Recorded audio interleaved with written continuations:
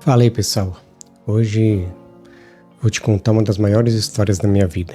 O ano era de 2022, estava no meio da pandemia do Covid-19, 2 filhos pequenos em casa, um com 4 anos e outro apenas com 1. E como qualquer pai, eu fazia o que não devia fazer, comparava. O Miguel, o mais velho, começou a andar no primeiro dia depois de completar o ano. Já o Samuel, o caçula, mal ficava sentado para tirar fotos no primeiro ano. Tinha dificuldade para engatinhar, para se equilibrar, para ficar firme. Sempre ouvíamos que cada criança tem seu tempo, mas lá no fundo algo começou a acender em mim e na minha esposa. Enquanto isso, minha vida no Instagram parecia comercial de margarina. Família estruturada, viagens internacionais, sucesso profissional. Na realidade, eu era um workaholic clássico. Dormia 3 horas por noite, vivia no piloto automático e achava bonito dizer: trabalhe enquanto eles dormem. Por dentro, eu me sentia cansado, um vazio impossível de explicar. Em 2023, com o avanço das vacinas, o mundo parecia voltar ao normal. Mas o Sassá, não. Com quase 2 anos de idade, ele não me abraçava, não chamava papai nem mamãe. E o mais difícil, nós não sabíamos se ele estava com fome, com dor ou com medo. E aí veio o ponto de virada. Um dia, ele começou a chorar de dor ao fazer xixi.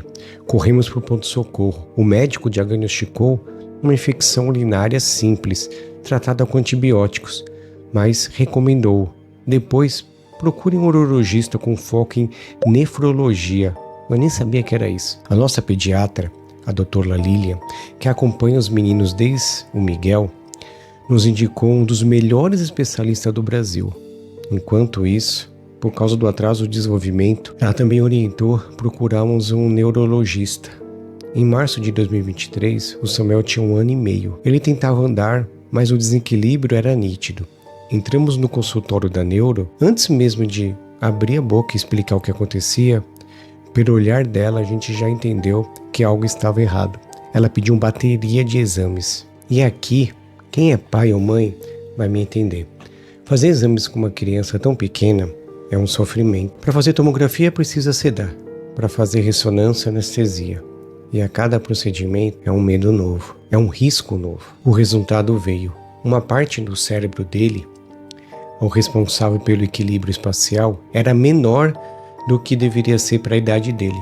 A neurologista, a doutora Roberta, uma das maiores especialistas em neurodivergência infantil do país, recomendou um exame genético completo. E nos indicou também um dos maiores especialistas em genética, o Dr. Gustavo. Foi ele quem descartou síndromes mais comuns, como a de Down. Mas ele sabia que algo estava errado. O exame foi feito aqui no Brasil, mas precisou ser enviado para os Estados Unidos. Ele custava em torno de R$17 mil. Demorou 1 mês para o convênio aceitar. Em abril, dia 11 de abril de 2023, veio o resultado. Alteração genética no cromossomo 18. Eu, como bom cara de tecnologia, fiz o que ninguém deveria fazer. Fui no Google e pesquisei o resultado. E a primeira coisa que apareceu foi Síndrome de Edward. Quando eu vi que a expectativa de vida era de praticamente de 95% de morte até o primeiro ano, um buraco abriu no chão. Imagine como ficou a cabeça minha e da minha esposa. Mas o nosso médico, o Dr. Gustavo, ele imaginou o que a gente estávamos sentindo e marcou no mesmo dia que recebemos o report, lá o resultado, uma reunião online ali, uma consulta online para explicar o que aconteceu. Ele mostrou que o resultado do Samuel tinha algumas variações e era tão raro as variações que deram que não existia estatísticas para poder se basear, que havia esperança no caso dele. Pessoal, foi um turbilhão de emoções, aprendizado e superação. A partir dali, comecei a estudar tudo que envolvia aquele diagnóstico. Então, genética, psicologia, filosofia, espiritualidade, e mais do que eu já costumava fazer. Eu sempre fui um cara curioso. Entrei em cursos, e entre um exame e um outro, eu fui me reconstruindo. Foi dolorido no começo, mas também foi algo que eu estava renascendo, eu estava melhorando. No final, resultou a ideia de um livro que eu estou escrevendo, de uma palestra motivacional. Sim, eu sou desses caras que gosta de palestras motivacionais, mas o mais importante foi a minha virada para o novo Fernando. Pela primeira vez, eu vivi a vida de verdade, vivi a vida como deveria ser vivida. Daquele caos também nasceu o método Mover, que é uma filosofia que eu usei para me organizar emocionalmente e que hoje eu ensino e pauta a minha vida para ajudar outras pessoas a passarem por suas próprias tempestades, evoluir como ser humano em todas as áreas da vida, pessoal, profissional, e essa metodologia, esse ensinamento me ajudou muito a evoluir como pessoa. Nesse vídeo, a ideia não é falar sobre dicas ou fórmulas mágicas para superar ansiedade ou medo da morte. Não vou falar de Deus, de destino, ou o quanto eu sou privilegiado por ter condições financeiras, de ter os melhores médicos disponíveis. Não vou falar de como eu vejo e encaro a vida atualmente. Todos esses pontos eu vou falar naturalmente nos meus vídeos aqui, porque faz parte agora da minha história, de quem eu sou, da minha vida, então isso vai aparecer naturalmente no dia a dia aqui nos nossos vídeos. Mas eu queria deixar uma mensagem de 3 pontos que foram cruciais para eu estar aqui hoje, gravando e falando sobre essa história. E já um spoiler, provavelmente você já ouviu esses conselhos, como eu tinha ouvido também, mas posso te dizer com total certeza, essas frases de coaching são de verdade, a maioria, porque aprendi da pior forma, vivendo. Então a primeira é: nós iremos morrer. Até aqui nenhuma novidade.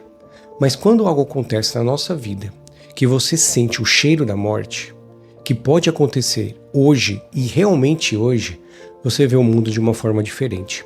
Quando eu vi o diagnóstico do meu filho, parecia que colocaram um contador no peito dele. Que aquele beijo que eu dava na testa dele antes de dormir poderia ser o último que eu daria nele. E pessoal, na boa, até limpar cocô na fralda virou prazeroso para mim, porque poderia ser o último momento que eu ia ter com ele. Segunda mensagem que eu queria passar para vocês: notícia ruim não fica melhor com o passar do tempo. Tem um problema, deu merda, precisa operar, não deixe para depois. Faça agora, resolva agora. Gastar energia com pensamentos futuros, planejando eternamente, e esperar por algum milagre que são pouco provável que aconteça, não vai adiantar. Faça o que tem que fazer. Isso foi um divisor de águas para mim, e não só no caso do meu filho, mas na minha vida. Até a louça que eu deixava para outro dia, procrastinava para outro dia, eu comecei a fazer, porque tinha que ser feito naquele momento, porque não ia adiantar nada deixar para depois só ia acumular mais louça. Terceira mensagem que eu queria deixar para vocês aqui: pimenta no toba dos outros é refresco. Nós sempre achamos que nada de ruim irá acontecer conosco, que quem separa é o casal do lado, quem tem filho doente é o menino da escola, é a família, coleguinha da escola, quem morre com uma gripe é o filho do famoso da TV. Aqui o recado é: primeiro, viva a sua vida. Pare de se comparar com pessoas ou que estão piores do que você ou melhores do que você. Vidas são únicas e individuais, porque nós somos únicos. E aqui vai mais um spoiler: coisas ruins acontecem com todos. O segredo é como você vai reagir e o que você vai fazer depois do acontecimento ruim. Sim, isso é estoicismo, mas isso é conversa para um outro vídeo. Para de se martirizar. Quanto mais você ficar nessa vibe, pior vai virar bola de neve. Ah, Fernando, mas você tem plano médico. Sim, eu tenho. Eu não falei que cada vida é única. Então, você tem que fazer o melhor com as ferramentas disponíveis na sua vida. Eu sei que é desafiador, mas com certeza ficar lamentando não vai mudar nada. Se você ficar, por exemplo, se lamentando que não tem uma bazuca para caçar, mas tem uma lança, mesmo assim, você tem que ir lá caçar, porque senão sua tribo passaria fome. Falar que não tem bazuca não resolve. Essa é a minha história. É o começo de uma nova fase da minha vida.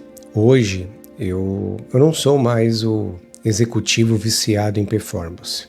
Sou um pai, um ser humano que aprendeu a viver de verdade. Irei deixar no primeiro comentário fixo um vídeo que eu falo sobre o raro milagre, que é o título do livro que eu estou escrevendo sobre o meu filho e que também é da palestra motivacional que eu dou, que fala um pouquinho sobre a minha transformação de um workaholic para pai fresco de um filho neurodivergente. Os desafios que tivemos durante esses anos.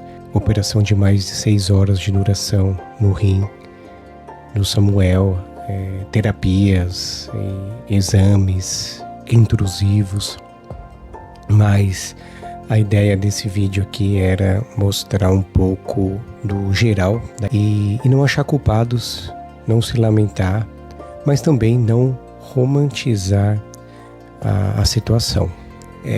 E um vídeo também sobre o método Mover, como foi criado, como me auxiliou nessa jornada. E se essa história te tocou de alguma forma, comente aqui o que ela despertou em você, porque às vezes um comentário, um simples comentário, pode ser o raro milagre por uma outra pessoa que precisa continuar na jornada dela. Muito obrigado e até a próxima. Valeu, pessoal.